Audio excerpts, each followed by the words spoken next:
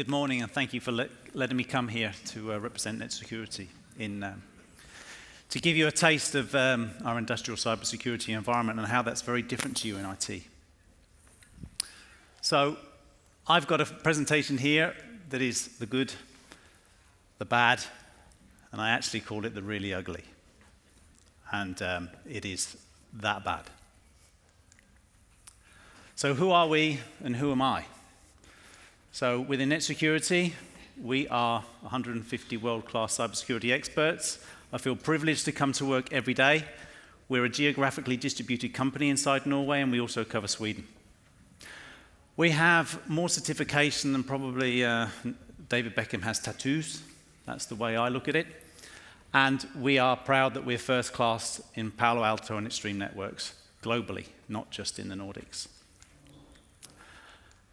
So we are a service organization in cybersecurity, and we cover incident response, security monitoring, technical consultancy, network products, secure operations, pen testing.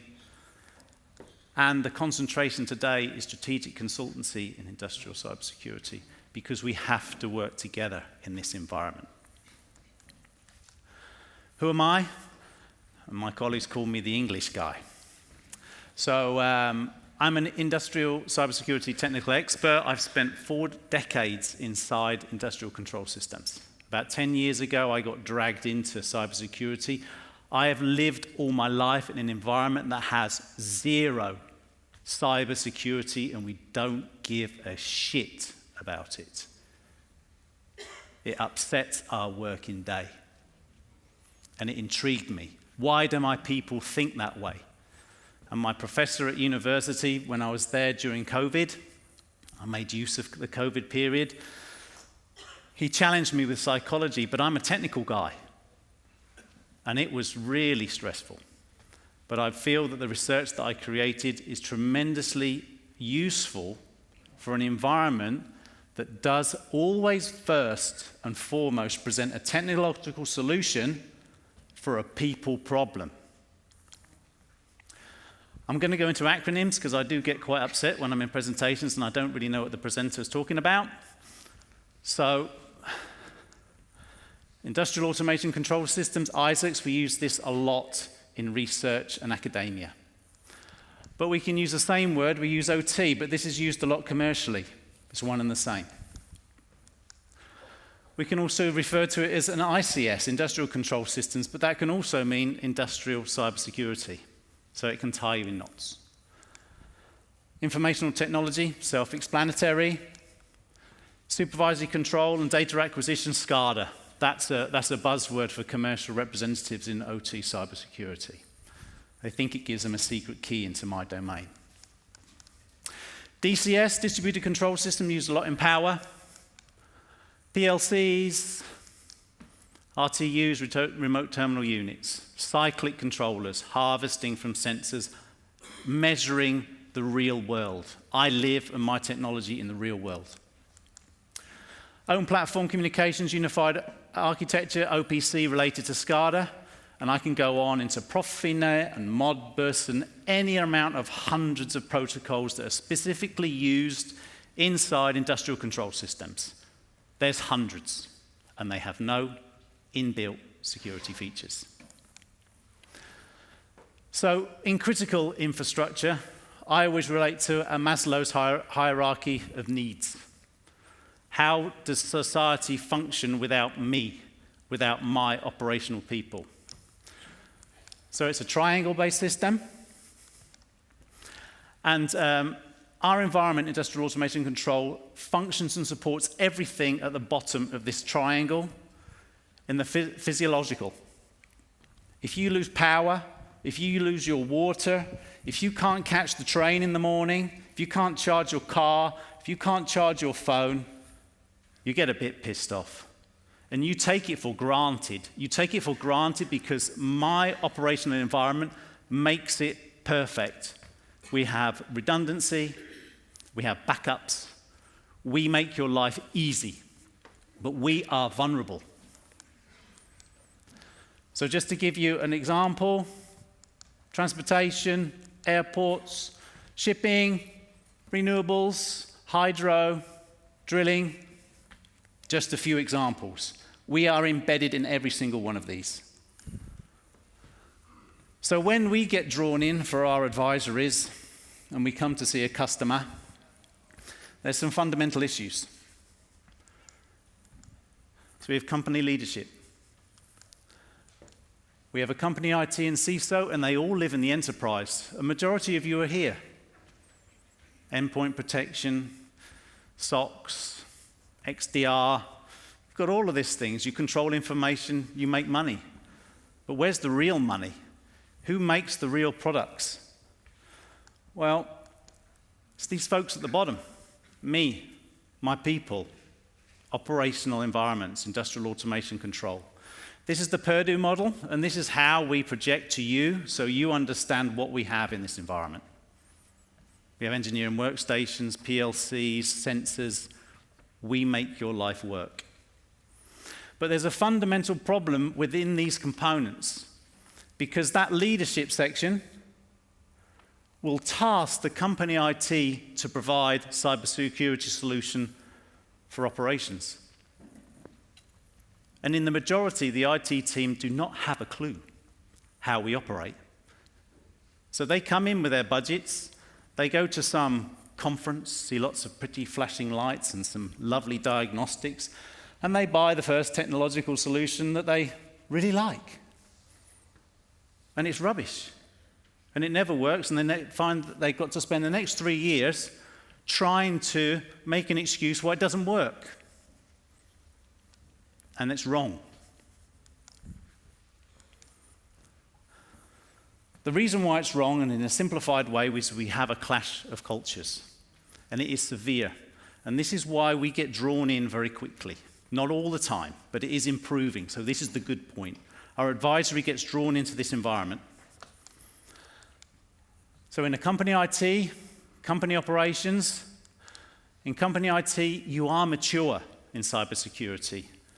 The best way to describe us in OT is we are immature. But then when you guys talk about the CIA triangle simplicity, you deal in CIA. You prioritize confidentiality, integrity, and then availability. In simplistic terms, we flip it on the head. We have to be available. When we talk about perfection, and 100%, it is perfection. We don't accept 98%, 97%. We always have to have availability of our systems, followed by integrity and confidentiality. Every meeting that I have between an IT team and an OT team, the OT people are leaving the room just saying they just don't understand our availability attitude. If we accept anything less, then it's just not acceptable. So when you have two groups like this, totally separate, with different ideologies, it's difficult to make shit work. But then leadership come to us and say, well, is it really that different? Are the characteristics really so far out? Why can't we adapt? To give you some examples in characteristics, we have real-time performance. I'm dealing in time-critical microseconds if I'm in renewables. I have no tolerance, and I don't take network jitter, period. I'm not streaming movies, I'm not sending emails. I have to have deterministic traffic. I have to have constant availability, no tolerance to equipment rebooting. That's a common example. I can't have automatic rebooting. I can't shut a system down to patch it. It has to be in an outage plan, and an outage plan can be immensely complex. I deal with some customers, they'll shut down every 5 years, and that is it. Rob, if you can't do it today, come back in 5 years. Human safety is our first principle, okay? So fault tolerance is essential. We have a lot of redundancy in our environment, but if we have issues, the risk is immediate. It's just not a matter of saying, oh, don't worry about it, reboot, and go and get a coffee. If we have issues, there's risk to life, production environment, reputation, financial loss, and equipment. We're out there measuring it straight away, hands to deck. This list goes on, and you can find the rest of it in NIST, SB 800, 82R3. I think there's 14 examples in there, just to give you a taste. So what is our message to you? When I come to a conference, I want to give you something that makes it worth your while sitting there listening to me. Well, today I'm going to give you 2 messages. It's a bonus. So a successful IT governance system cannot necessarily translate to OT. We see this a lot. Yes, this works in IT, it must work for OT, and it doesn't. You have to accept that your OT is different. If you try to take IT governance as it is into the OT environment, it will not work. Your people will negate you. We only have priority of our systems, and we work around you all the time. So how do you get around this? You need a cross-functional team built between your leadership, IT, and your OT. But I warn you, there is not normally one person in your OT that knows everything. You have to deal with multiple people at the desk. And they will have multiple opinions, and they will all tell you that they're the most important one in the room. It's also important that you bring in experts. In Netsecurity, we get brought in quite often to help referee all the punches that are going on, just to try to get everybody to understand and bring in some different solutions that can help them resolve their challenges.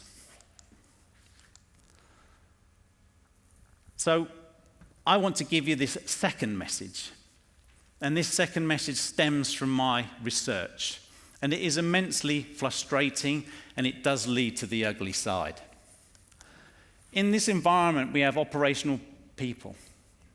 They are very, very talented. They're very, very knowledgeable, and they know their systems inside out.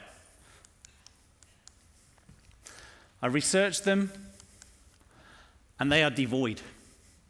They have no cybersecurity realization. You're an annoyance. You affect their day. You are a pain in the ass. Okay? It's simple.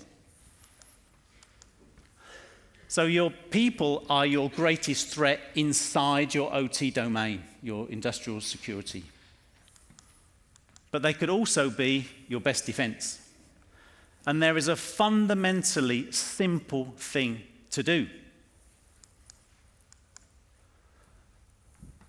When I did my research, when we're doing industrial risk assessments, when we're in advisory and we're taking samples inside a company, we always ask this question. It's a qualitative question. It's not quantitative. I don't want no, I don't want yes, I want some granularity. And I just received this. 0. If we try to ask the interviewee, could you just explain a bit more? They say, oh yeah, we're tested for emails. You know, phishing emails and don't press this link, blah, blah, blah. There's no emails in industrial cybersecurity. What the hell are you sending that for? It's total misconception. Education is a weapon. In England, we say the pen is mightier than the sword. If you teach your people, you can build a security culture because it is 0 right now. It allows them to think, and it allows them to question, and it allows you to improve their environment and secure your operations. The most important thing is lifting them to a level to be able to challenge one another. But that thing in the middle, that OEM where I used to travel with an enterprise PC, Windows 7, XP. I surrendered 22 USB sticks when I left GE. And every single one of them had jumped globally inside every single major customer's environment. And I'm never challenged. I'm told to get on with my job because, Rob, you're here to fix it. Not once. I could be a traveling virus. And I'd also encourage you to embed security in operational activities. Work permits are our day schedule. What are we doing today? How are we going to do it? Our method statements and our physical risk assessments. There are simple, straight statements, even a tick box to say, are you cybersecurity secure? It'll make them think. It'll make them question their OEMs. And this is what keeps me in a job. This is Ralph Lagner at Stuxnet. This is how I was introduced to cybersecurity in the industrial environment. And this is Ralph in 2011 when he was explaining at the TED Talk about Stuxnet. This is Shell, a Shell paper, 2021. Same thing, physical attack through USB stick as Stuxnet with some social engineering. Same shit occurring. ICE get hold of it in 2022 and they're just giving 3 simple rules to follow and implement to control your people. It's not a technological solution. And this guy, Rob Rhind, was at North Shipping last year banging on about the same bloody thing. And while you were all on the beach in July, or up in the mountains having a nice walk, some fantastic reporters, Inghild and Ingrid at NRK, reported the same thing in your back garden. So you're not doing very well, Norway, and you need to improve it. At least you're contacting us from an advisory level and starting to bring in industrial experts, real industrial experts. The market is full of people pretending to be an industrial expert and they don't have a clue. Be careful, question people, analyze them, ask them for references, because exposing your industrial cybersecurity system to unqualified people trying to implement cybersecurity solutions is a disaster. Thank you.